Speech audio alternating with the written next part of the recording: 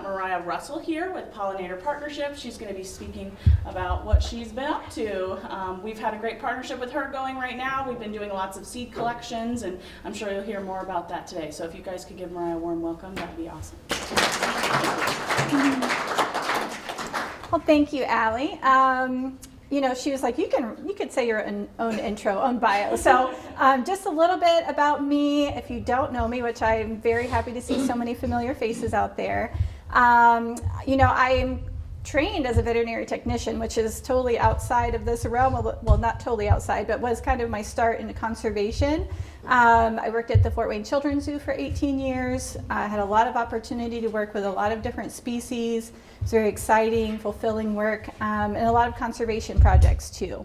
And then I worked for Little River Wetlands Project for 4.5 years. But really where my tie-in with pollinators came in was way back as a kid. I did 4-H, and my grandpa was a beekeeper, and my grandma gardened. And so it was really fun to go back through some of my old stuff. You know, you go back and clear out your room when you're in college and get all your high school stuff out. And there's my plaques for gardening and beekeeping. And that's really been my passion throughout kind of my life, what I've been interested in. And so learning honeybees, that's really interesting, their whole biology. I know there's some beekeepers in the room that could probably teach more on honeybees than I can.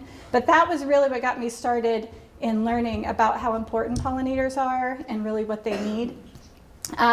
It quickly trailed into native plants after that. So knowing that pollinators need native plants and vice versa, and that's really the best way to support them. I started going to Indiana Native Plant Society meetings and getting in with all the native plant groups, and really I've been trained by our peers and community. So, but I do work with Pollinator Partnership. How many people have heard of that organization before? There's a few hands, great. So I'm hoping to change that and kind of spread the word about the work that they're doing. It is an international organization. They are present in Canada, and a lot of the programs that they run, we have people worldwide take participation in. So their main mission are these tenets: habitat creation, collaboration, education, sound science, and sensible public policy. So habitat creation is really where a lot of my programs come in. So as I go through, I'm going to give a little bit about background on Pollinator Partnership in general, and then talk about the couple projects I'm working on under Project Wingspan, which is through Pollinator Partnership. Collaboration is also really important to us.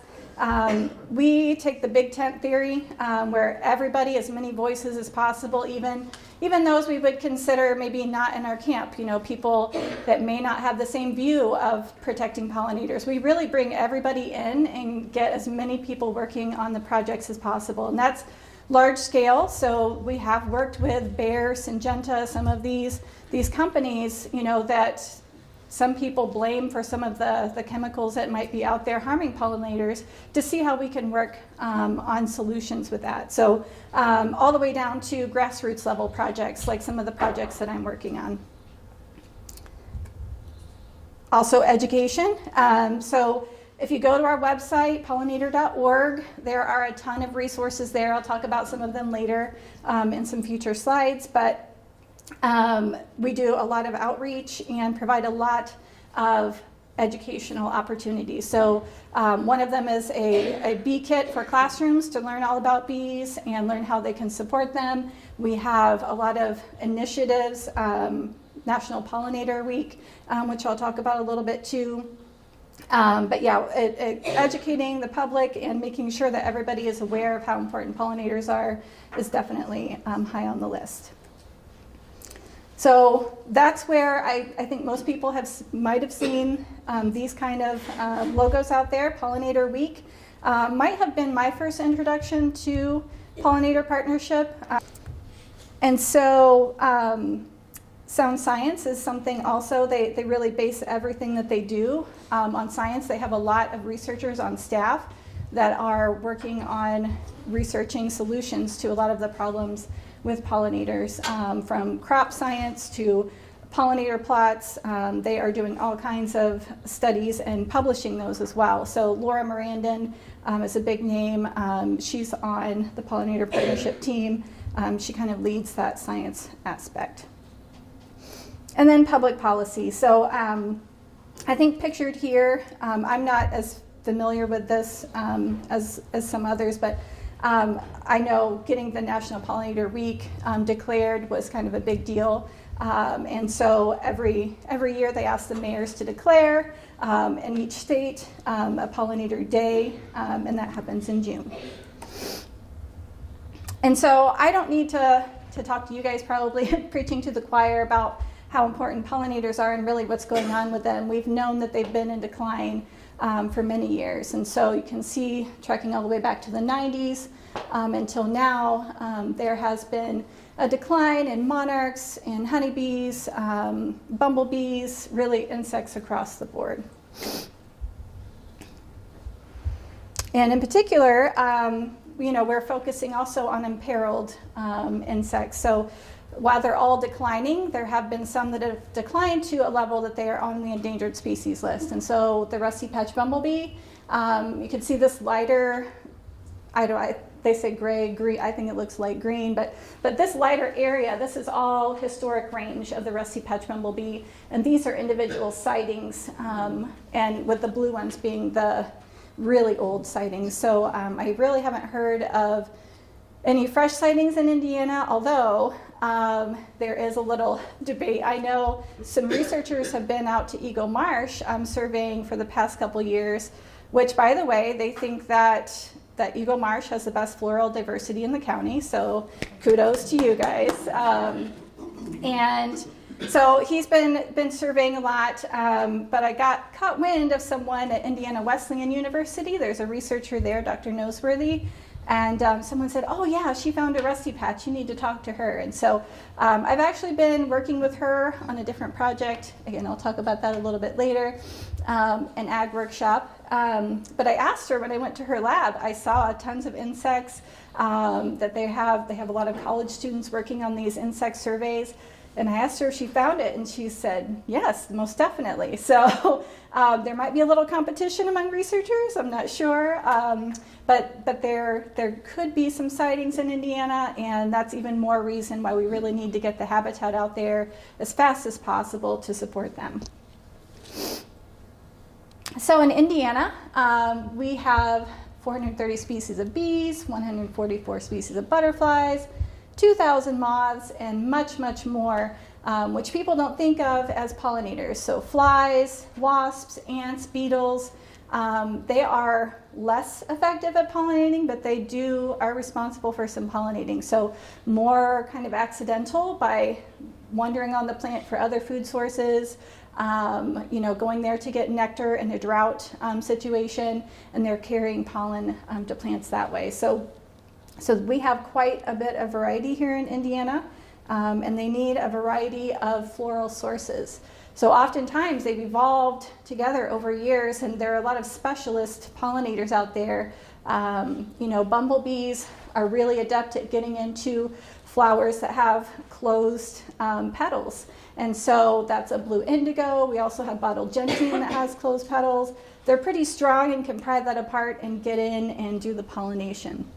So there are a lot of really specific relationships that we need to support with diverse floral resources for them. And again, most of you know about the monarch migration, but you can see Indiana, we're right in the important pathway for their migration. And so really important for us in particular to provide that diverse floral resource, things that bloom throughout all seasons. So right now, if you go out to Eagle Marsh, you probably see out there New England aster. Some of the asters are blooming, frost aster. All of those really late blooming resources are important. And you can see that's why we focused these 4 states in particular for Project Wingspan. So my official title is Project Wingspan Indiana State Coordinator through Pollinator Partnership. I mentioned it's an international organization, so I'm a remote worker, but I cover the whole state of Indiana as far as Project Wingspan goes. organizing projects. And that Project Wingspan is really all about working with the community to address these issues, lack of habitat for these pollinators. And so all of the different community members can help by simply collecting seed to share with your neighbors. It's community conservation. It's had many iterations over the years. Back in 2019, or I guess late 18 is when it started. And it's all grant funded. And so people are like, why does it change names and change states? And well, grants are only short term and they roll over, and you really have to go where the money is, where the staff is, and where the support is, and where your target species are. So, you know, really helped out to highlight Indiana when the rusty patch bumblebee got listed as endangered. And monarch butterflies, there's going to be a review of their listing later this year, so there's going to be new information coming out about that soon.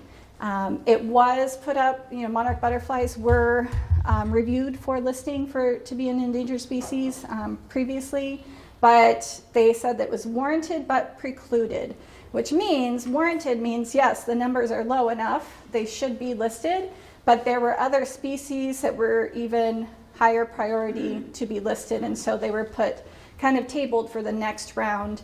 So we'll see what happens. I think in December might be when they're going to review that again. But on the other hand, internationally, they have been recognized as an endangered species with the IUCN Red List. If you've heard the Red List, you know, that's a worldwide list of endangered species. They have been added to that.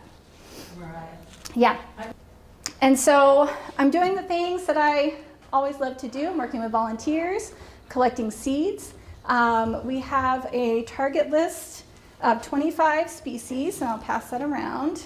I'll have it up on the screen later, but just in case you want to check it. And on that list, I have put a black dot near the ones that we have or will be collecting.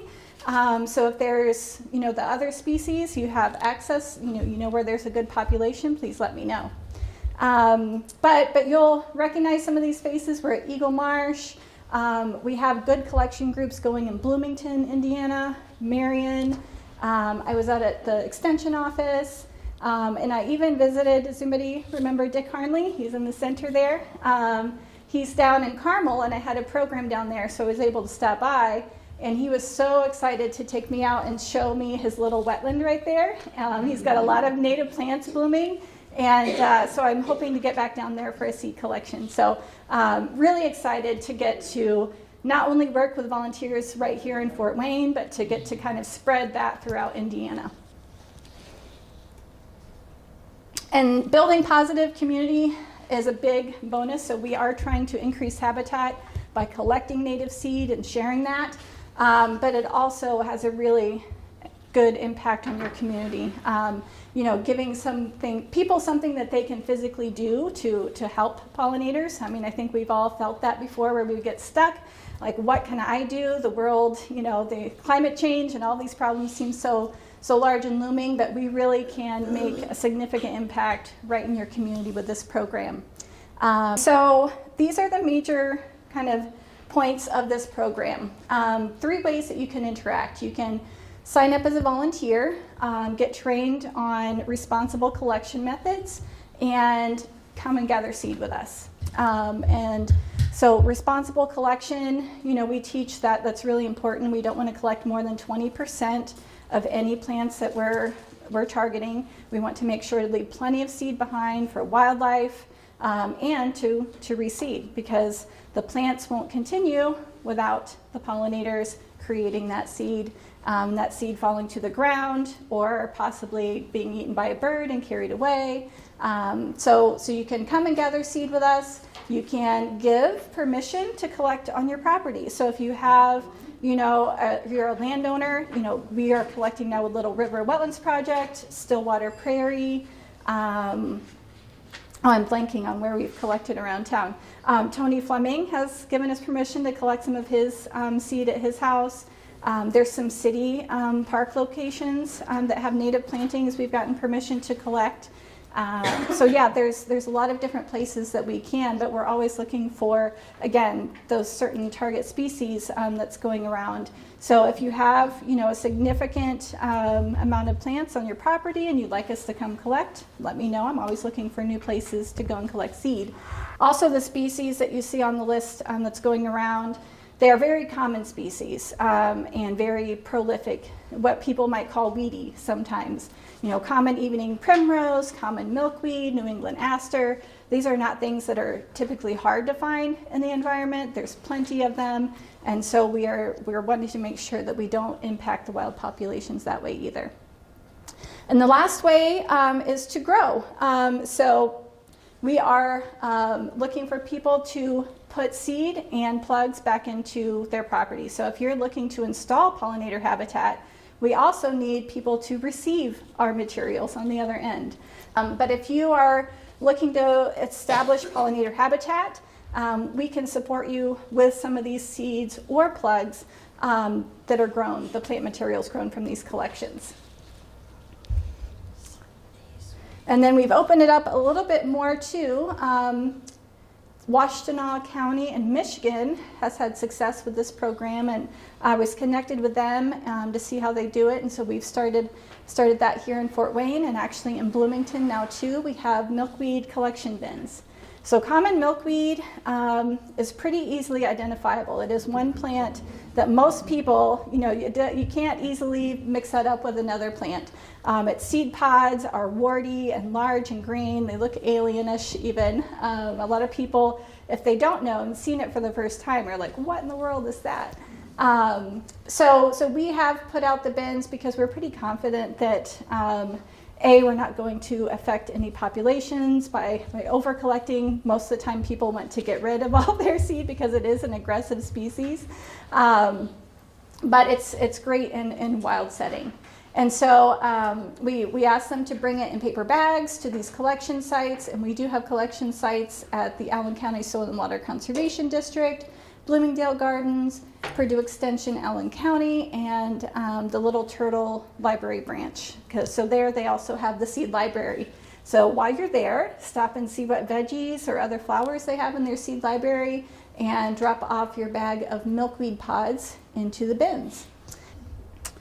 And so basically, Project Wingspan is not, on its own. It's a collaboration of partners. So just like our name says, Pollinator Partnership, we work with a wide variety of partners on our projects. And so all of these people support or have supported this program, along with funding from the National Fish and Wildlife, and it all helps create more habitat. So that's really the mission, is to spread habitat as fast as we can through this community effort.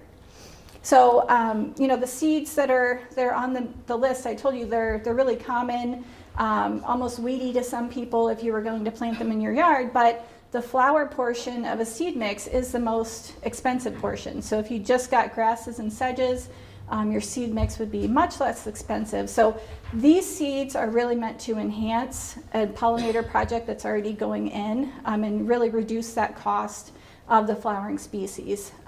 So it is really, really valuable. So for instance, we collected ironweed with Bloomington Parks and Rec on Tuesday. And we got a pretty good bag after just an hour of a handful of volunteers going and collecting. They did a great job. And that 1 pound is $120 worth of ironweed seed. So that was really, really helpful.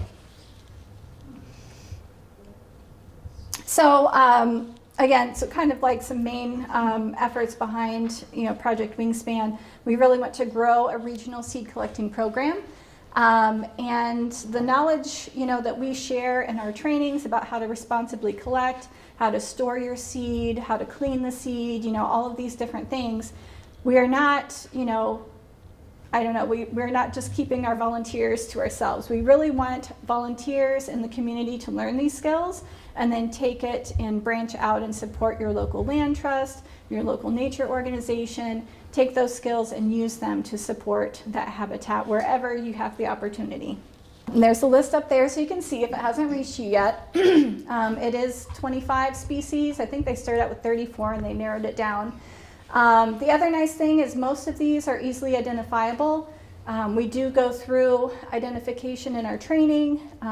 That's another good reason to get trained, and provide those resources online. So we have plant identification pages that go with each species, and that's available online in PDF form. You can download it to your phone and have it with you in the field. It's all pretty nice and convenient. So I mentioned the training a lot.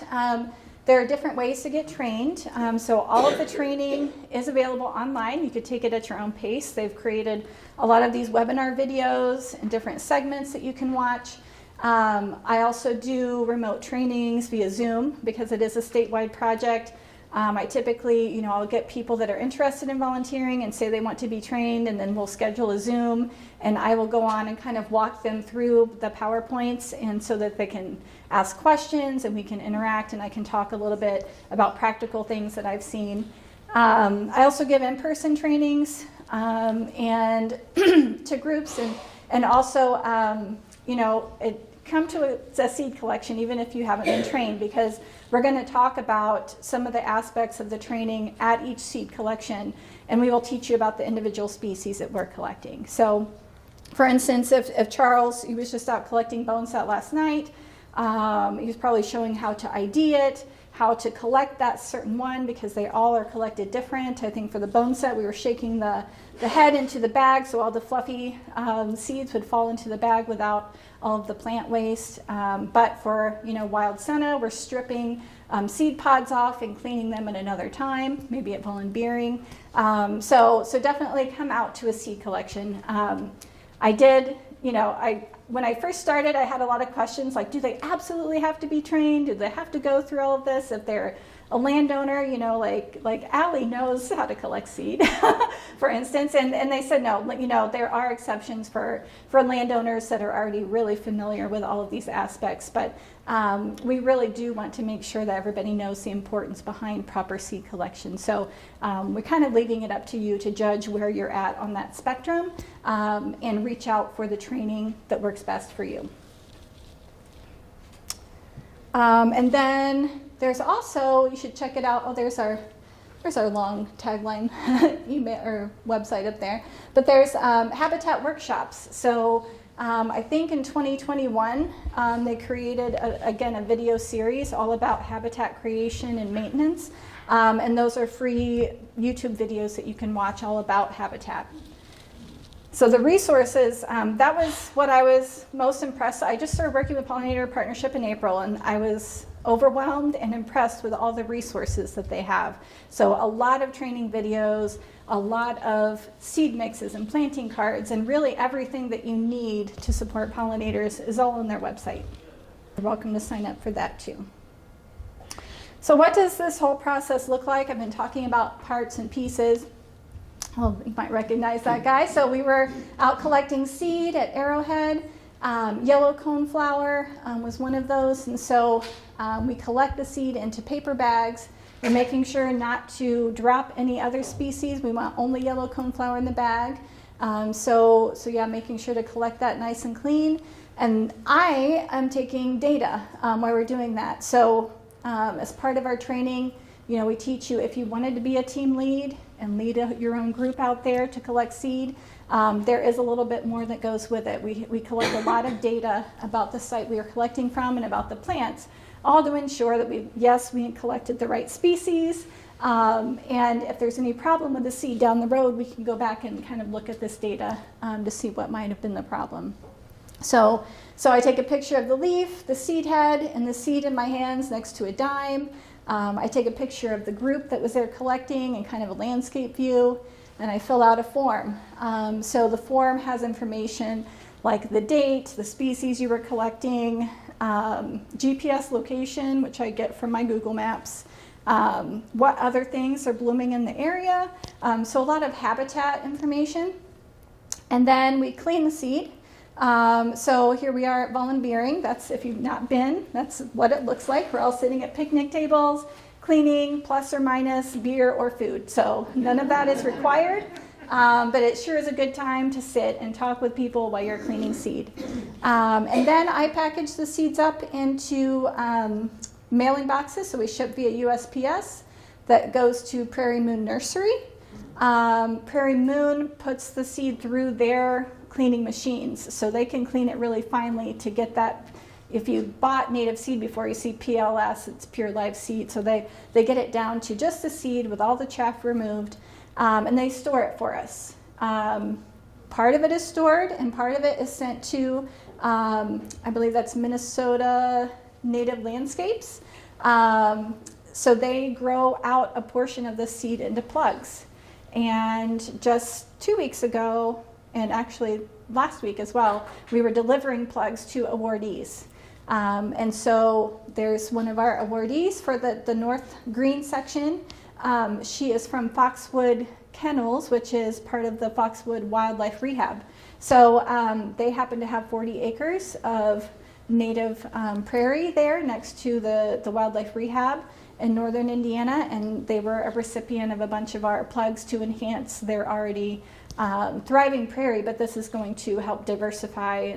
And she said, you know, we don't hardly have any milkweed out there. She really wanted to get milkweed going for the monarchs. So that's kind of the trail that it takes. And so if you fill out our habitat survey, the process is, you know, it's an online Google form, pretty easy to fill out. It asks you a lot about what your pollinator project looks like, and what your property looks like, and again, that commitment to care for it for 5 years. And then it goes to my boss, Andy. So, you know, I mentioned we're international and I'm a remote worker. There are 2 other Indiana Pollinator Partnership employees, Andy and Grinstead, who's the project manager, lives in Bloomington, and Mary Wells, who is our oh man, I forget titles. I'm sorry. But she works in Bloomington as well, and more on the ag side. I want to say state conservationist, thank you. Conservation steward, I'm sure I got that wrong. But so I do have, you know, peers that I can, right here in Indiana, I can go visit and bounce ideas off with, but we're all pretty connected online as well. And so all of this, again, is for that rapid increase of the habitat for the pollinators. So this is what we'd like to see, increasing or enhancing your pollinator plots. And we'd also like to secure and enhance long-term habitat. So I've been talking a lot about Project Wingspan, and this Project Wingspan is kind of an umbrella too that covers this pollinator steward certification training that I'll be giving. So the Project Wingspan seed collection part is only about 50% of my job. This is the other 50%. So we are again working with all the partners listed there, and our first workshop is focused on urban farmers and gardens. The next workshop will be focused more on conventional farming, and then sometime next year we will give this training virtually so anybody can attend online. So the Pollinator Steward Certification is a program that they started last year. It was only virtual, and they had 1,000 people from around the world register and take that course, which was incredible. So it was wildly successful, and we're teaching everything from the basics, you know, what are pollinators and what is pollination, all the way down to how to establish, you know, pollinator habitat on your property, and work it into your farms and gardens and how that can benefit your farms and gardens. In general, they have a lot of other programs. So bee-friendly farming, bee-friendly gardening, both of those come with support. So after you kind of take their classes or sign up for their programs, they have community building resources. So I think they have their own Facebook page, you know, newsletters that they send out with lots of information on both of those topics. The Pollinator Steward Certification, also the North American Pollinator Protection Campaign, NAPC for short, because again, that's a mouthful. They have a lot of different task forces addressing specific pollinators that are threatened. So as a new employee, I got to pick a task force to join, and I'm on the Imperiled Bombus task force, which is super exciting. So imperiled bumblebees. Imperiled bumblebees. Yep, bombus is the family name of the bumblebees. They have all of these guides on how to select plants for pollinators in your region that are specific to your area. Again, that school garden kit that I talked about. And for honeybee keepers, a really great tool called the BMD, which helps you diagnose problems in your hive. So again, they're kind of attacking the problem of loss of habitat and declining pollinators from all different aspects. And these are really cool. This is newer. They have planting cards. So these you're able to look at online for free. You can also download and print these for free if you wanted. But basically, if you had a 3x6 garden plot where you could fit in some native plants, they're going to let you know for your region what would feed them throughout the seasons. So it's really important to provide something for them to feed on spring, summer, and fall. And so they have selected plants that kind of overlap in their bloom time to make sure that you provide those nectar and pollen sources. And then the back of the card tells you a little bit more about how to get that going in your garden. So these are fun cards, again, available online. They also have, again, I mentioned those planting guides, but this is just a little closer look at actually what it's telling you as far as all the information you need for planting for our region. And I think that's all that I have, other than questions. All right, well, thank you so much, Maraiah.